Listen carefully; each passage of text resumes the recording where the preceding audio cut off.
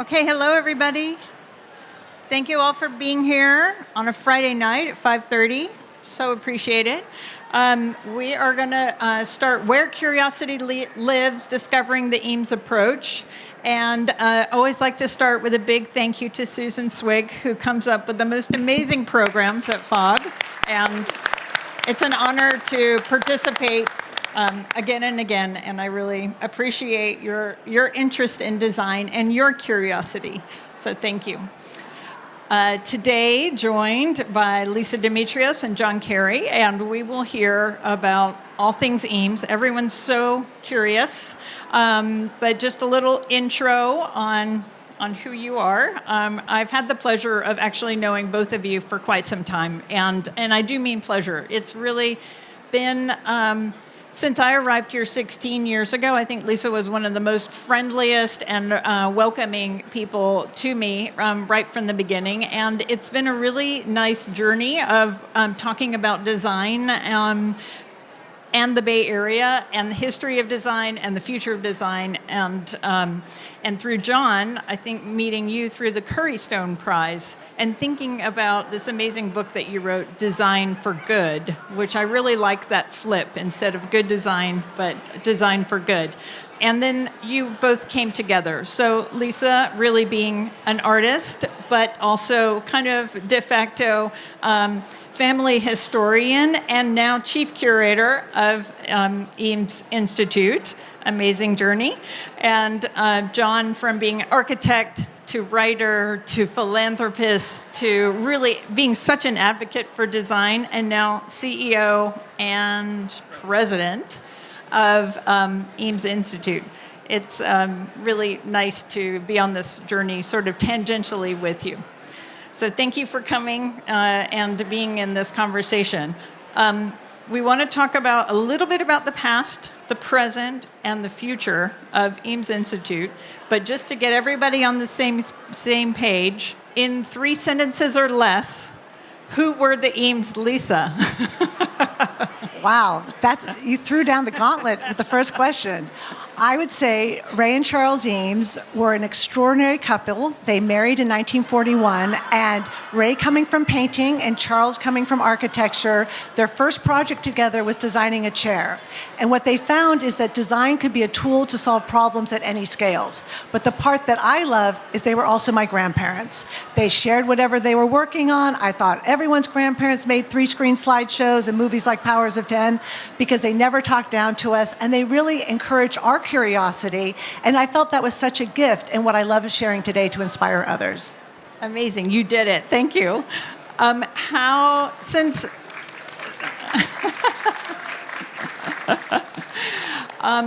they passed away really almost 40 years ago, and yet it's the gift that still keeps giving. How has your understanding of your grandparents evolved since then? Well, I think what's been amazing is I do have wonderful memories of spending time with them. So I saw what they made, but as a curator, I can understand how they made it. And it's the questions that they asked. They really said, we don't do art, we solve problems. The way they framed the questions of saying, like, they never called it designing a chair, they called it designing seating. Because if you say designing a chair, you're eliminating the ottoman before you thought of it. And so as over the years, after they passed, my mother inherited this extraordinary collection. We thought it was 20,000 objects, it's 40,000. It took 7 people on our team 5 years to count all those objects. They can be very small, like a toy, to we have one of the presses that actually made some of the early plastic chairs. And so what's interesting is, as we've loaned these pieces for exhibits and sharing it in different ways like pop-up shows, we see that people really resonate with this actual analog material of seeing the prototyping, the iterating of the ideas. My grandparents never ever said something was a failure. They would say it's just a misconception and move on with their lives. So that's also part of it. So really, I think what's been exciting is John and I, after the exhibit closed at Oakland Museum back in 2018, 2019, there was an interest in how do we share this today? And that's what we've been working on ever since. I agree. I keep, I brought this out on purpose, not only because the Stout Bookmobile is outside, and if you need to know anything more about Eames, the books are there for you until 7 o'clock tonight. But just rereading, and like you maybe, but reread something that Eames text in some way, and it still remains fresh. It still is like they knew they could predict, but they also were grounded in not just futurist thinking. Right. It keeps giving back. It is incredible that way. Well, they always talked about, you know where you are, but how do you get to where you want to be? And that was always the question, and something that we see rooted in this archival material that can tell so many different stories. Nice. John, we were not Eames family.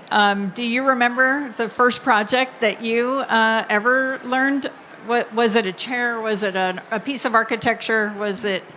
I think it was, like a lot of people, the Powers of 10 film. And I recall I had a seventh grade teacher named Carol Rosenberg, and she showed this film called The Powers of 10, which, I didn't immediately associate or connect with Eames, but then when I started to connect the dots later, some of the objects that I coveted as an architect and as a designer was the same designers of this, producers of these films. And so it's been amazing. The book that you referenced is actually all of their own words. I think that's what's so powerful about the Eames anthology. And so I've had a chance to learn from Llisa. She has been one of the greatest teachers, both to me and to our team, and so many guests that we've had. And it's just been the most amazing journey, certainly for me, over the past 8 years. Have you made any new discoveries since uncounting the thousands of works in the collection that shifted your thinking at all from that earliest Powers of 10? Really countless things. Almost daily, there are discoveries that our team brings to our attention. We have a Slack channel that is called Collections Adventures, which is so much more exciting than a lot of the other notes that are published on Slack. And so we see the discoveries almost every single day. And then when we have special guests or groups that we're familiar with their composition coming to our archives, our team will pull out special objects, materials. It could be some of the original membership cards that Ray and Charles had of SFMOMA or MoMA or the Met or elsewhere. So whatever groups are there, we really try to key the kind of experience to them. Amazing. Llisa, 10 years ago, I think, at SFMOMA, we put on view the conference room from 901, which was their office and studio, and we had a lot of conversations that we thought, oh, the conference room, was that the right thing to get? It was offered in a rush. I think the museum had a week to decide. And what came with the conference room was actually also the AV closet. And the AV closet was where the nuggets were, I have to say, because the way that they thought of presenting material through 27 screens, through queuing a toaster, and you could smell the smell of toast, and everything that is in that AV closet, because we put it on view, is also choreographed. There were scores on how to do a lecture, and you would cue sounds and films and smells. It was so prescient of what was to come and what the way they were thinking about computers and the way we are talking a lot about technology today, that it's going to free up so much time for creativity and curiosity. And now you are opening an institute, or you have opened an institute of curiosity on purpose. But when you think about what they were thinking about computers too, and then really emphasizing, actually, let the computers be the computers, and we want to emphasize, you two, emphasize curiosity. Can you define for us this Eames approach? You've both of you have talked about an Eames approach, and just get us all on the same page of what is the Eames approach in the 21st century? The Eames approach is to not be afraid what you learn. And what I mean by that is they would think about if they were designing a leg splint or a multi-screen presentation, they thought of everybody who was going to be wearing or using the leg splint or watching. They thought of all these connections of making the invisible visible. And what I mean about not being afraid of what you learn is it was challenging. They were iterating on these ideas, trying out new things, building on something they already had done before. And what I find is so amazing is if something didn't work, it didn't defeat it. Instead, it made something even better. And so what I love is, for me, most people have entered the world of Eames either through powers of 10 or a chair that they sat at the airport or in someone's living room or in an auditorium. But it's so much more about that because it's focusing on taking these ways of thinking about what the need is. And that's why, for me, computers are a tool. They don't replace the human and their curiosity. And so it's a tool to help you explore being curious about the material or something, but it doesn't replace that at all. I remember early on in our formation, we were planning to call it the Eames Ranch Creative Institute because we had this amazing structure designed by the late William Turnbull. That was the Eames Ranch house where Llisa and her mother made their home, and the Eames Ranch barn where our artist residency program is now located. And we came up with this idea of this Eames Institute modeled on some work that I and Llisa and her mother and Charles and Ray had done with the Aspen Institute to try to create a larger vessel than just the ranch. We had been approached by the family to acquire the totality of the Eames collection, and it just didn't fit neatly under the ranch. And yet Eames Institute felt a little stodgy. Like, what does an institute do these days at all? So we were sitting around at a dinner and tried to come up with the equivalent of Hogwarts School of Witchcraft and Wizardry. And the closest we came, after several weeks of trying and lots of names, was the Eames Institute of Infinite Curiosity. Well, unbeknownst to Jennifer, one of the first places that we debuted this name was down at the SFMOMA Collection Center when we visited you, probably in 2019. And, we felt a lot of confidence in Eames. We're the Eames Institute of Infinite Curiosity, and kind of trailed off because the confidence waned. And I remember your colleagues responded instantly to Infinite Curiosity, and that was the first hint we got that we were onto something. Yeah. And of course, Eames is and will always be a cornerstone of what we're doing, but we're really orienting a lot of our programming, a lot of our editorial work, et cetera, around curiosity. Amazing. Say more, because when I was talking to Llisa about the ranch and where it could possibly go and the need to save the ranch, it seemed like that was going to be a closed entity and space. But then now, less than 8 years later, Eames Institute of Infinite Curiosity is in East Bay, City, North Bay. Yeah. It's spreading. And what's going on? Well, I think several things are going on. One is the Eames Ranch that Llisa and her mother built that was not previously called the Eames Ranch. It became affectionately known as the Eames Ranch. A local designer, Eve Bahar, I believe, was one of the first people to post about it. And suddenly people are like, wait, there's this place up on this ranch with a bunch of sheep and a llama that has all this Eames material. How can we get there? How do we, learn about it, et cetera? And it turns out it is a lot easier to do many of the things that we want and need to do off the ranch property than it is on the ranch property. It's heavily protected agricultural land. And one of the reasons that this part of Petaluma is so beautiful and so serene is because it is so well protected. So we really utilize the main original property as a working farm. There will be an Eames experience there, but it is secondary in many ways to agricultural operations. And we began looking for another venue that could accommodate the kind of interest and vision and crowds and people that that we hope to attract, that we saw a little taste of in the Oakland Museum show that was one of their most well-attended shows in the 30-plus year history of the Oakland Museum of California. And so from there, we started kind of spreading our wings and popping up where we could. And I think at this point, we've got a few nodes that we are going to continue to rally around and invest in. So Infinite Curiosity guides you in your approach to this. And these opportunities like Stout Books, does that come to you? Do you seek it out? Do you find it?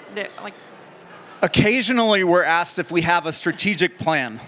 And let me tell you, if 8 years ago we would have said, our strategic plan is to acquire a bookstore, acquire a publisher, acquire the Eames collection at all, buy a former corporate campus, do all these other things, you would have thought we were crazy. So I will say that we have been incredibly lucky and fortunate.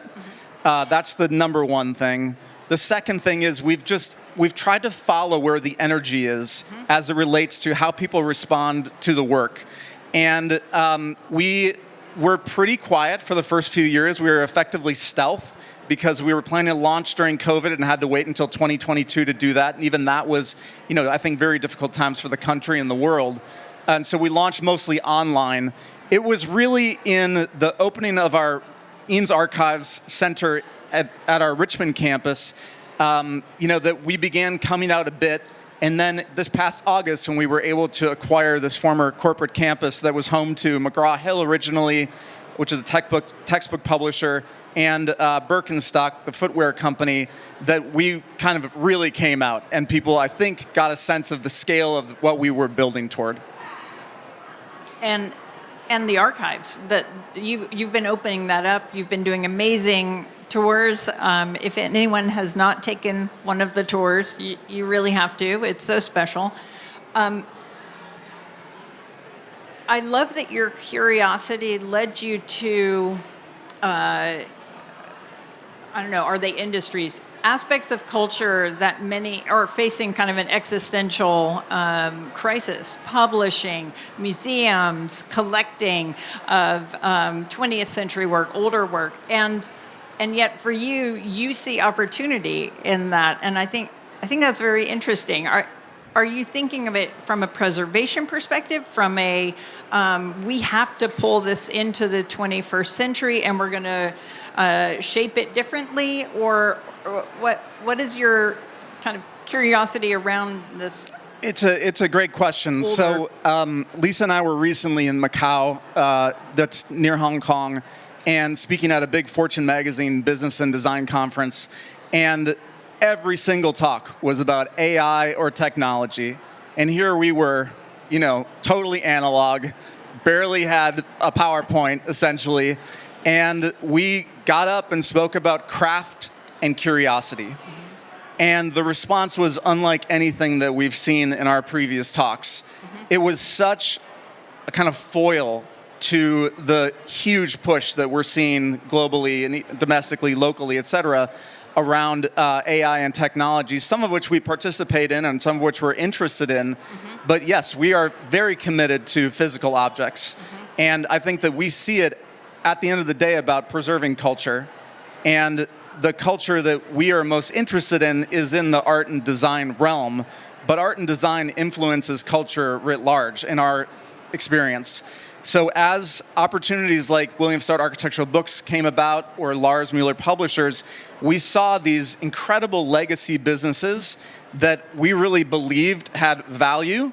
They may not have had like the ultimate successor or steward going forward. They were carried along and muscled through by some really smart, hardworking founders and supported by very loyal customers that invested in these brands. And that was never going to be on our strategic plan. But the chance to help take this postage stamp sized bookstore, William Stout, in Jackson Square, in a location it's been in since the late 1970s, and to become a part of the Jackson Square revitalization, which is, I think, on the leading edge of the revitalization and the trying to fortify the arts and culture throughout the entire city. It was an opportunity we simply couldn't pass up. It was simply the right thing to do, and then we had to figure out how to do it. And I would just add to that, we really have let the learning come from what we're observing and what the needs are.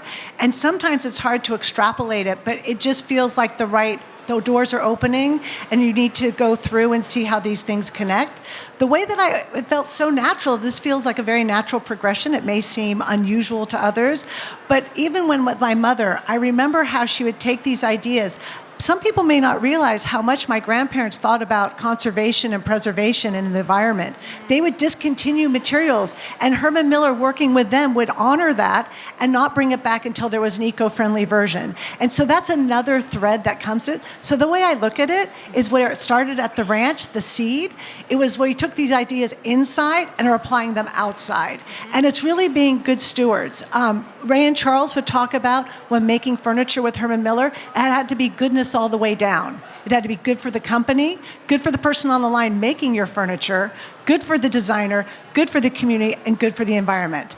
That's a lot, and yet they delivered on it. And that's what's so exciting to watch people be like, yes, all of those are important, and you have to find that part that overlaps for each. And each of these endeavors that we're doing, I feel like fall into this overlapping interest. Right. Right, and like you so plainly said, it was the right thing to do, you know. A bookstore is the right thing to do because we believe in the power of books and learning. Not many people are saying that. There are other things that we believe are the right things to do. Yeah. There's this remarkable community-based urban farm in downtown Petaluma called Petaluma Bounty. And the parent organization of this entity was subject to federal cuts and state and local cuts, and they had to cut loose this, really beloved 20-some-year-old urban farm that accepted food stamps and SNAP and all sorts of other things. And we read in the paper the way that a lot of people in Sonoma did, that this beloved place was not just at risk, it was literally a cliff a week away. And we made a phone call and said, we will step in and help stabilize this. And so we've had a chance to basically lend our 501c3 public charity status, as well as some of the expertise of our team, our accounting, our financial and administrative staff, as well as our legal counsel, to help shore up an array of nonprofits. And it does not take much to do it. I will just be clear about that. We're not redirecting millions of dollars or even hundreds of thousands of dollars. We're simply making space through our curiosity, and I think through the generosity that Lisa's grandmother, and grandfather really modeled, as well as your mom. And so that is an even better example of the right thing to do, as opposed to, this amazing bookstore and other things of that sort. Right. And I like, Lisa, what you just said of let's go for it and we'll figure out how they connect later. That is really actually how the SFMOMA architecture and design department started as well. I don't know, maybe we should try getting some sneakers, and maybe, what is this thing called, a computer? And so first it was really wide reaching in what we were going to collect. And then it started to refine. Okay, let's go deeper in this. We represented this other thing very well. And I like this idea of go vast first and then sort through it, and maybe, 7 people for 5 years. Well, I think what's important is you start to see patterns, and you start to see how important it is. I mean, one of the greatest things is Ray and Charles were so hands-on. They actually made the prototypes, then they're realizing as they make the prototypes, you also have to make the machines that make the prototypes. Then you also have to make 5,000 of them. You have to think of the person who's storing it, who's being able to care for it. You know what's interesting? Do you know who my grandparents talked to a lot? Maintenance teams. At airports, when designing a sofa, they always asked what was done before. Why reinvent the wheel? So what they would do is, like when they found out with the reason they did the compact sofa is they found out the problem was shipping. It would arrive broken. Therefore, you put it together yourself. Or when they went to the airports, they talked to the maintenance teams. When they were asked to design airport seating, they talked to them and they said, it's the replacement parts that's the problem. The back and the seat are 2 different shapes. They're heavily upholstered. It takes 3 of us to pop out the old, put in the new, and it takes up a lot of storage. The next time you see the airport seating by Ray and Charles, you'll notice the back and the seat are the same shape. It's a piece of leather that can roll up into a tube, and it takes 1 person and 1 screwdriver to pop out the pull and put in the new. Those are the stories that we love to share, because we can keep building on these stories of problem solving that they did. Okay, let's talk about the future. I love, woven throughout this book, I think that Charles Eames kept coming back to that art is a quality and not a product. And I think that's very important as we're at FOG and we are looking intently and carefully.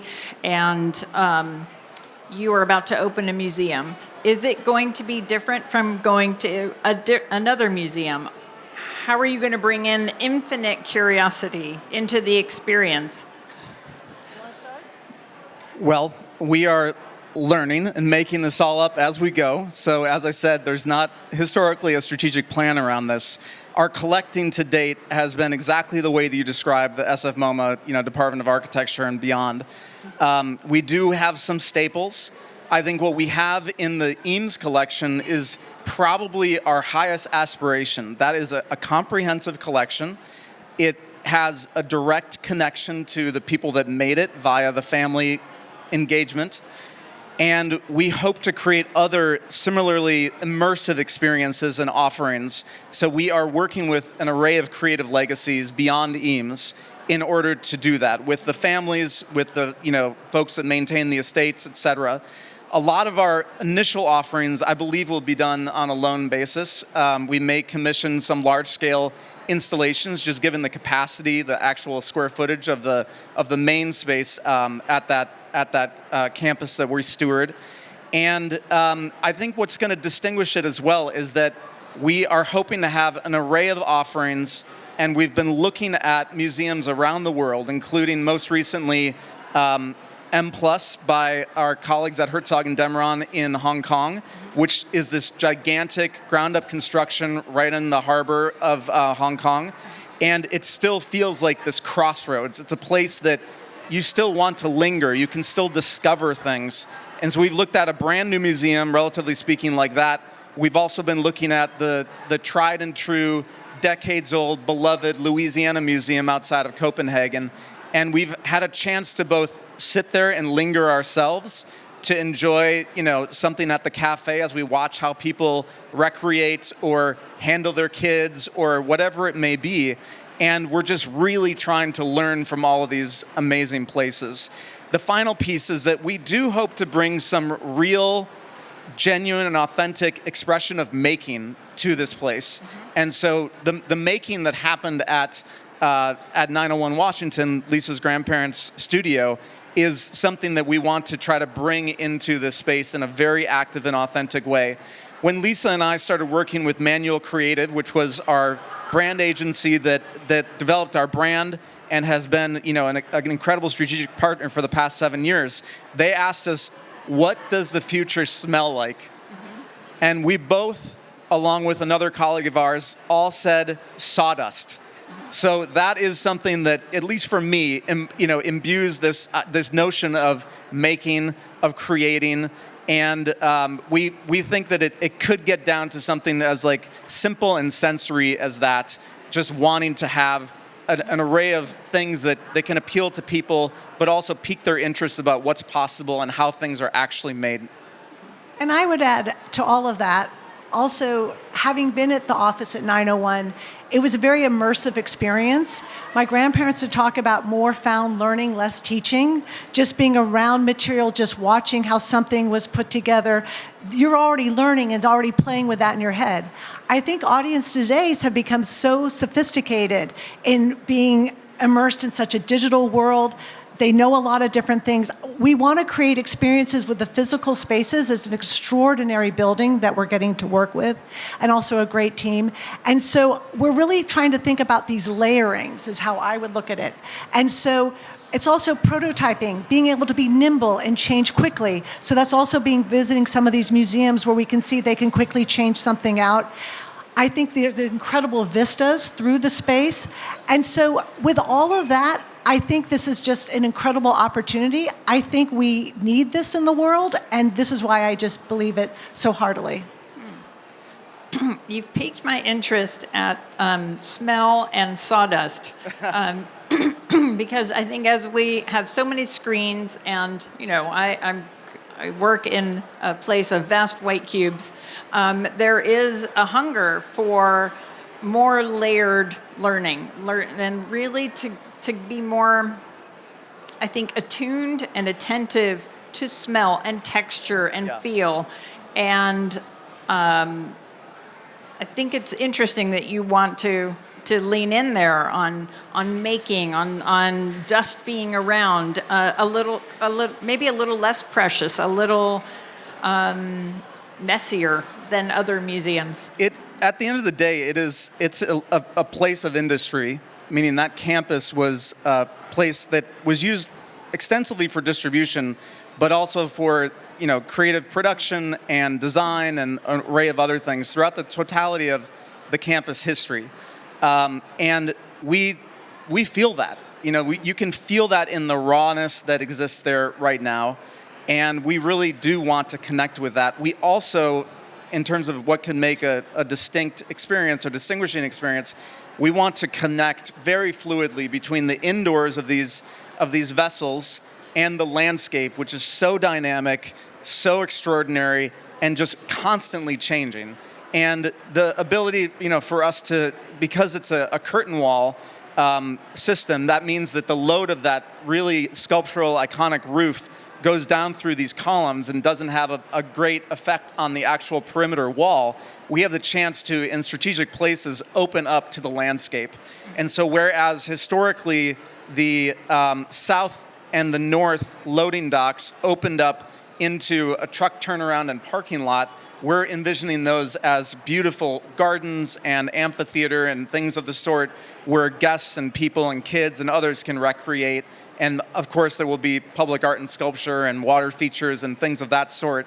But we're really excited about that possibility of taking us far beyond the walls of these actual, facilities. And I would add also that for me, with my experiences, is I love what you take home from those experiences. Yeah. So it's how it lives on after the person goes home having spent the day. We're really thinking of it as a full day experience or maybe multi-day experience where you can be able to walk on these beautiful trails. I mean, you really think about how linear and being able to explore nature and then also art inside. And so I really think about what the person's going to take home in their mind. I really want things to be percolating in their heads and have them look at the world differently afterwards. That's always what we've strived to have at the ranch or have at Richmond. I want everyone to look at things differently. And you're seeing even some pictures of some of the artists that we had recently who were exploring ideas of, like, I called it, they were using materials that are in plain sight. The clay that was in the land, or whether it was some of the grains that they were growing. And this is all around us. But so it's available to everybody, is what I'm hoping people can see. How did you choose your architects, Herzog and de Meuron, and what was your brief to them? Okay, it's not going to be agricultural site. We're actually going to go with an industrial site. Well, the truth is, again, this is in the spirit of the lack of a strategic plan. We could only dream of owning and stewarding that campus. It wasn't for sale for a very long time. I talked my way into the building unexpectedly, and then there were moments where the Birkenstock company and/or family was exploring a lease environment or an actual sale, but things were just hard because it's a legacy family on the other side of the world, and they were trying to figure out what they wanted to do. And so what we had actually done is we had done a major master plan with a remarkable nonprofit design organization called Mass Design Group, which stands for a model of architecture serving society. And they helped us think through all these possible sites all over the Bay Area. And we just kept coming back to this corporate campus and just imagining the possibilities, the capacity, et cetera, and it still was not for sale. So we ended up conducting an RFP, and our two top finalist firms were Herzog and de Meuron Architects, a Swiss-based firm with a local presence here in San Francisco, and Dorte Mandrup Architects in Copenhagen. And so after 2.5 months of wringing our hands, we decided to hire both. And we kind of allocated based on what properties were in what counties. But Birkenstock, the campus, was not among them because it wasn't within our holdings at that time. We hired Herzog and de Meuron to work on another project. And we had a chance to work with these two world-class firms. And we saw the capacity that they brought. And we ended up, unbeknownst to them, getting a couple of their associates and partners in a car. And they thought I was driving them to their actual site. And instead, somebody asked a question about that. iconic IMP building called the Buck Institute for Biological Research on Aging, which is on this hilltop overlooking what is the former Birkenstock campus. And they asked a question about it, so I said, well, let me get off the freeway and show you that. And then I bypassed the IMP building, and we get to the gates, and I, open the gate and drive in, and their jaws are just on the ground, in the way that mine is every single day when I go there, having driven by it for years. And on the spot, we awarded them a significant commission, and it's just been amazing. They hit go. We had to expedite the design of that to make pace catch up with the other projects that we had. We've got an extraordinary executive architect of record named EHDD, and we called on them to be, certainly rapid response and help us with all of our planning, and we've been off to the races ever since. So we have 4 major sites under development right now. The former Birkenstock campus will always be the most public and substantial among them, and we're just very fortunate to have incredible design and creative partners. And I didn't have a chance to say this when you so kindly introduced me, Jennifer, but one of my first phone calls when something falls in our lap, as it often does, is to Jennifer. And she, I think, sheepishly answers the phone on occasion when I call. And I just say these crazy things that are happening to us because we are, in some respects, a bright, shiny object at the moment. And we have to figure all these things out. We have to reorient or pivot just to respond to needs. We recently did something that we had not done, I think, in upwards of 8 years. We said no to something. And it was very healthy. It was very hard, very hard. And it was, something that we'll probably have to do more often. But we want to stay curious. We want to stay open because there's so much possibility and so much potential. And I think we've built a pretty remarkable platform to be able to absorb a lot of the goodwill of the arts and design and creative communities. You definitely have your work cut out for you for the next couple of years. You were starting to describe, and we're starting to see the first showing, the renders of the indoor-outdoor. Is there anything more that you want to highlight from the renders of what that experience is going to be that will keep us there for multiple days? Well, it's such a beautiful, striking space to start that just the bones of it are so easy to work with.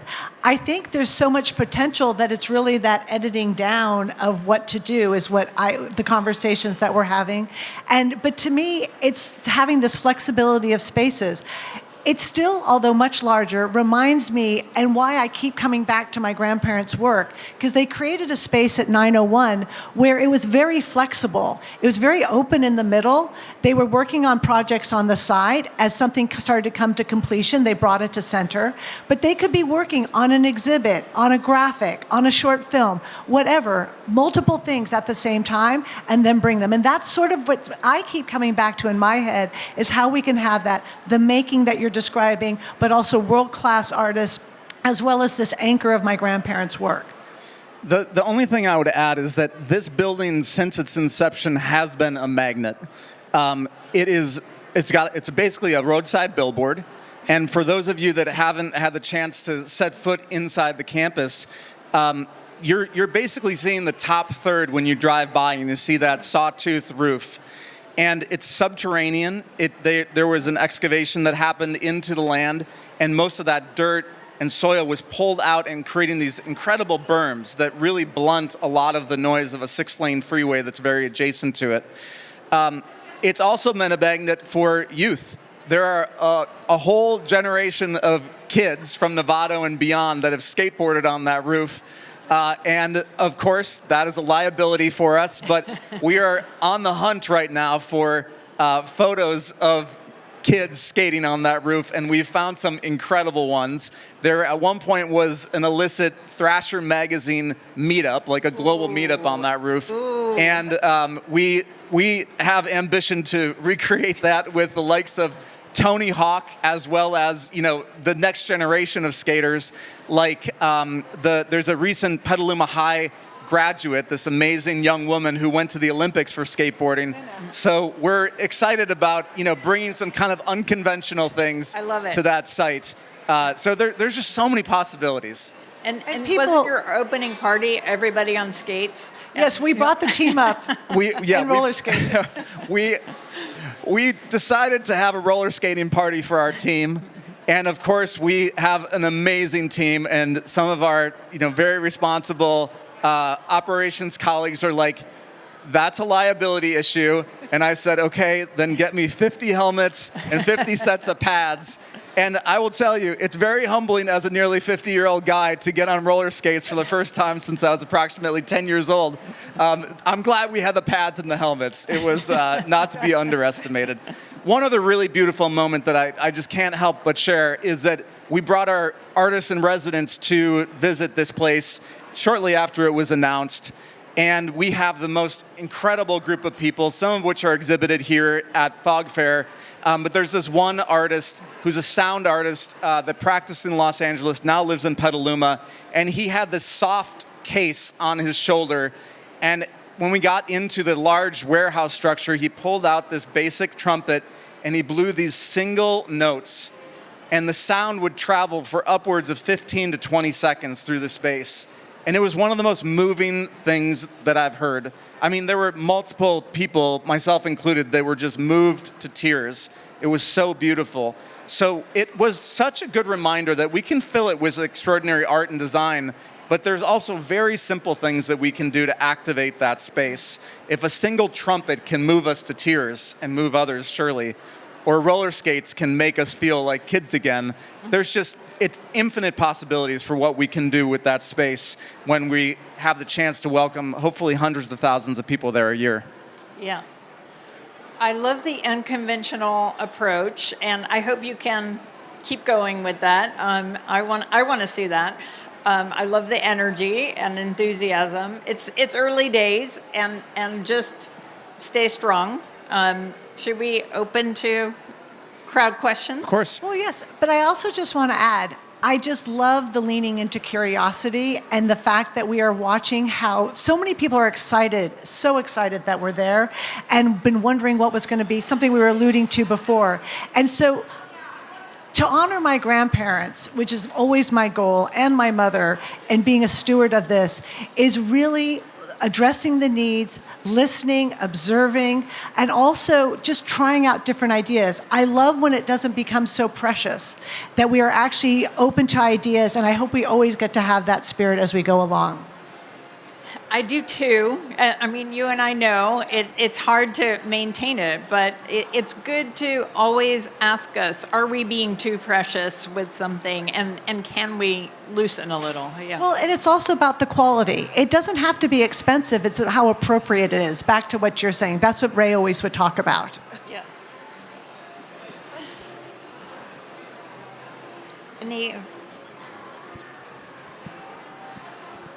Any questions? Yeah.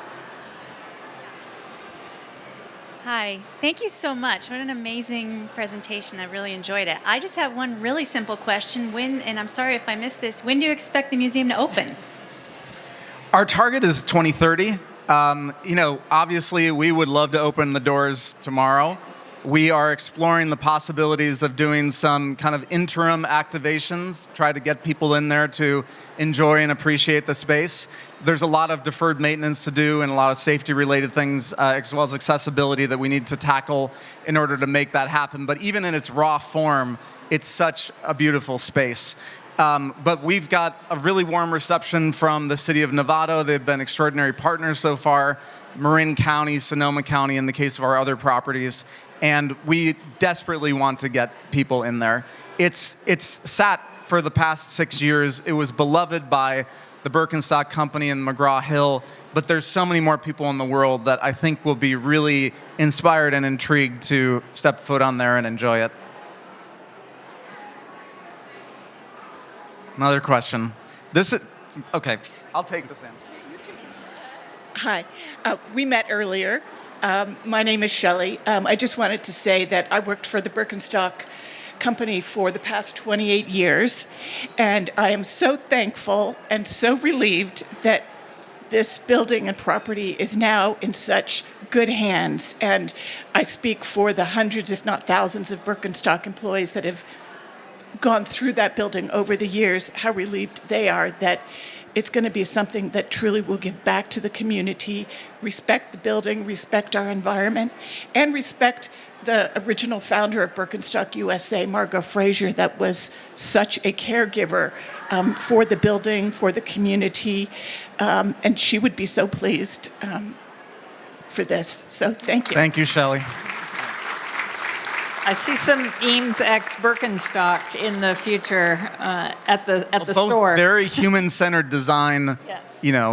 contributors, I would say.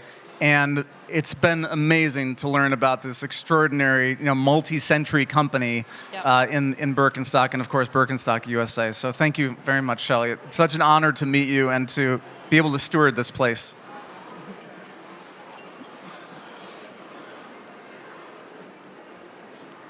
All right, where do you see a hand? I see a hand in the back. Thank you.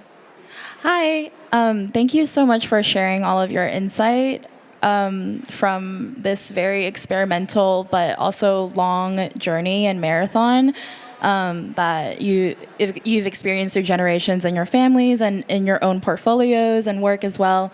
I'm really curious, when the curiosity is not enough to get you through some difficult moments in projects and obstacles, how do you continue to build your endurance and withstand everything that comes your way going through all of this uncertainty? Oh, thank you. Well, it's a great question. For me, I actually look at more Eames chairs than sit in them. And when I look at them, I think about how my grandparents solved that problem. It's where two materials meet, they always talked about. That's where you watch out because it might break there. And so what I love is I stop thinking about me, but I start looking around and I start thinking about the problem solving around me. And it's something as simple as that. And curiosity, I don't want to jinx it, but it's more for me. I'm always asking questions, but it's also, that's my normal. I'm so lucky to have been raised that way and to not be afraid. I want to encourage others to also be curious and keep asking questions. Right now, our tours are more for 12 and older. I don't think you can teach design too soon. I used to take it to my daughter's third grade classroom. I mean, we've talked with many people, and I think it's that mindset that is so important. But when one is faced with the challenges, and it does sometimes seem insurmountable, Ray would always talk about, if something looks like chaos, just try to find where one thing connects to another. And then another thing connects to another, and then another, and then another. And pretty soon, you'll start to see that there's more connections that you realize. My grandparents also said, just find something and chip away at it. Just the smallest corner. And it actually was a great saying by the great physics, I'm blanking on his name right now, that they would talk about it. It's the scale, go smaller, find something you can make a connection as opposed to trying to be too big. But that would be my answer. We occasionally have candidates, job candidates that come in and describe this as their dream job or their dream workplace or whatever it is. And we've had to really be clear. We are a human organization. We are subject to all sorts of challenges. And it's not all rainbow colored chairs and unicorns.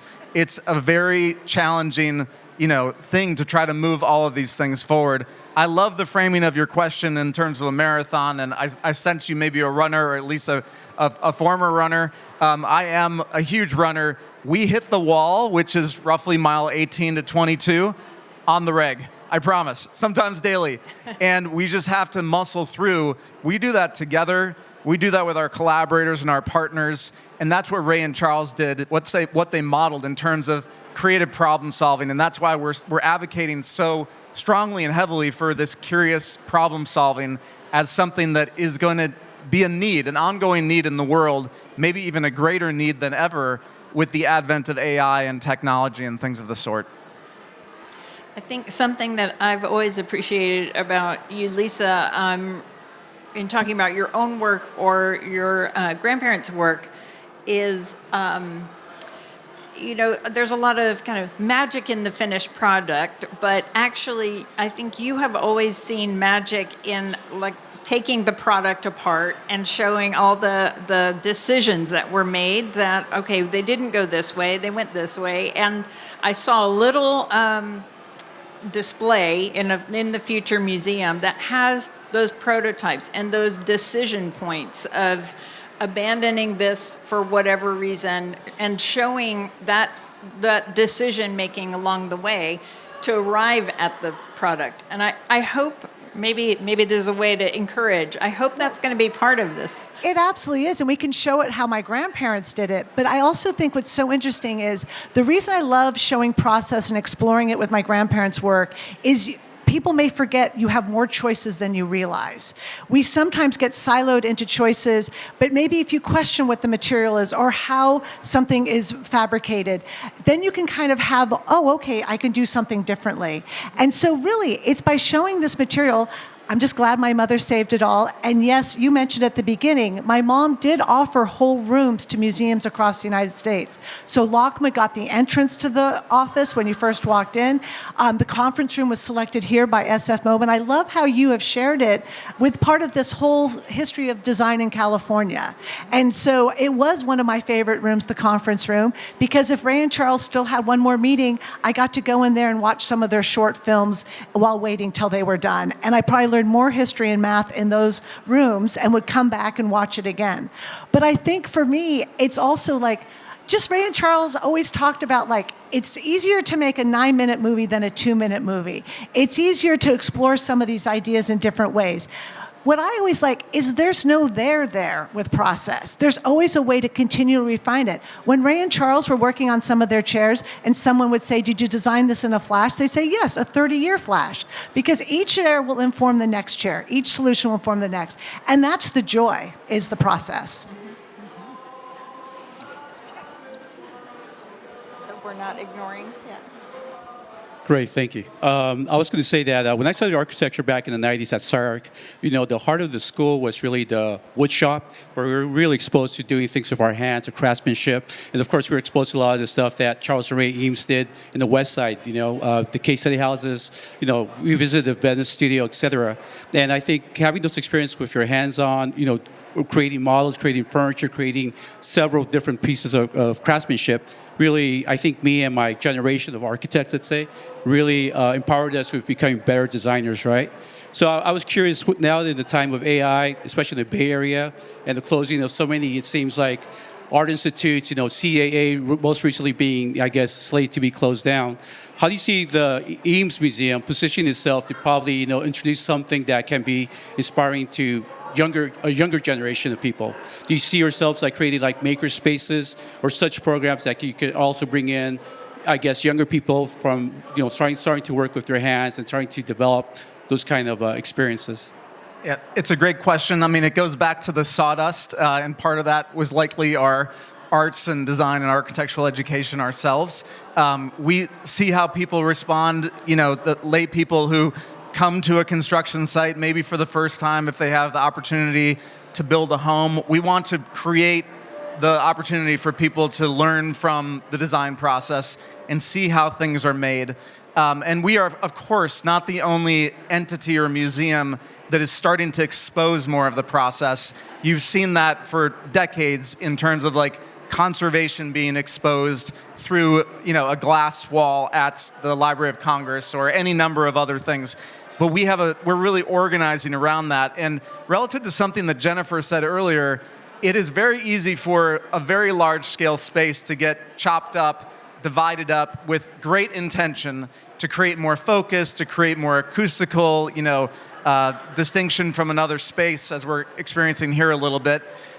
We want to try to preserve as much of the openness and the transparency of that what's currently the warehouse on that campus as possible.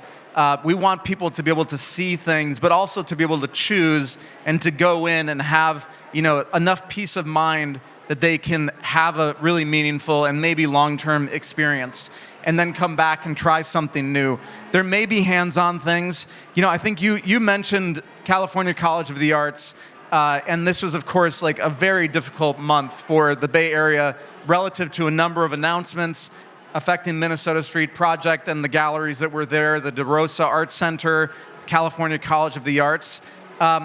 We know that we have to carry on or endeavor to do so as much as possible. We know that there's going to be an opportunity for, ensuring that there is the offering of nonprofit art and design education in the future. It is already informing our thinking. We've been inundated with CCA faculty and students and others. We employ several of them already. We feel a real responsibility to respond to that. We also have, several years before we're going to be in a position to really, at scale, contribute to it. So we hope and we believe that a lot of people will step up in the context of, what is otherwise some pretty sad news. It was literally heartbreaking. I was very familiar with the CCA situation over the decades, and it still felt like that announcement, it hurt.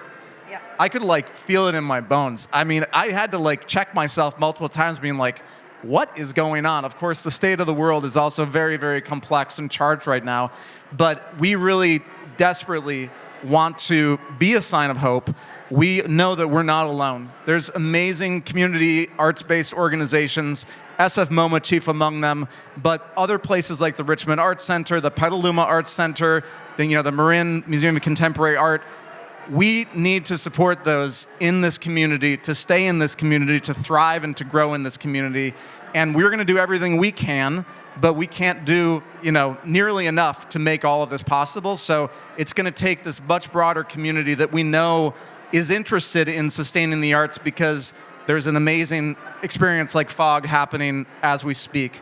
So we very much hope that, we will be around, we will be able to fill some of that void, and we know others will step up. 100% confident in that.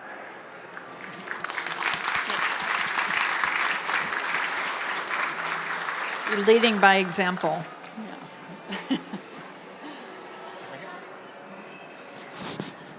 Anyway, I was really mulling over this infinite curiosity phrase, but I want to tell you, Llisa, that I had the pleasure of meeting Ray when I was a young student at Cranbrook back in the early 80s, and the president of the school at the time comes into the studio and he said, "Who here has a car and can pick up Ray Eames from the airport?" And I just said, I didn't know how to drive at the time. And so I had to ask a friend of mine, I said, we can go together. And so she asked us, we were both in the design department, and she said, I'd like to see your work. I'd like to see what you're doing. And so of course I had projects on my wall, but something that she really got drawn to, I have on my table a white sheet of paper, and I'm originally from the Philippines. So I brought back some shells that I left on my desk, and when I'm bored, I lift the shell from the surface and I would paint it and draw it in actual size and put it back on the paper, right? So I was essentially replicating the object. And so I'm talking to Ray about the projects that I'm doing at Cranbrook, and she says, "What's this?" And she looked at the shells and she said, "This is what you should show." So I just want to tell you, 40 years later, I think back on that experience, and I'm so glad that the infinite curiosity of your grandmother persists to this day. Well, thank you. I love that story. Yeah, beautiful.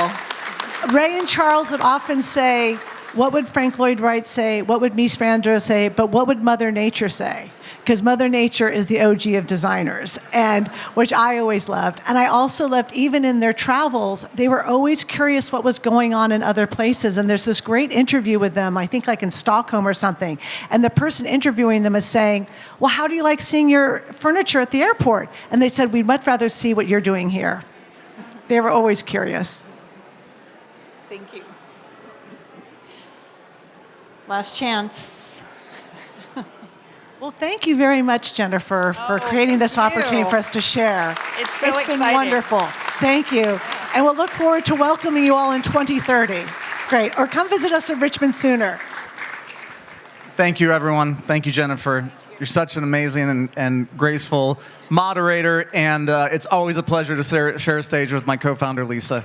Thank you.